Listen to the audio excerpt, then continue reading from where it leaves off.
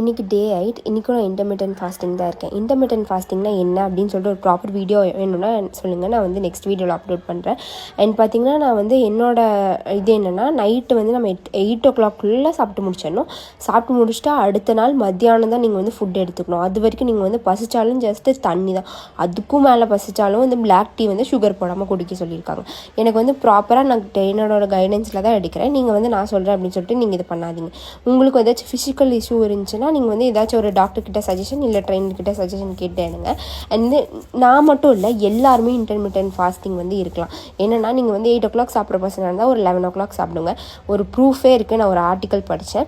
அதுலேயுமே என்ன இருக்குது, இந்த மாதிரி இன்டர்மிட்டன்ட் ஃபாஸ்டிங் இருக்கவங்களோட லைஃப் ஸ்பேன் வந்து கொஞ்சம் அதிகமாக இருக்குது அப்படின்னு சொல்லி நான் ஒரு இதில் வந்து பார்த்தேன்.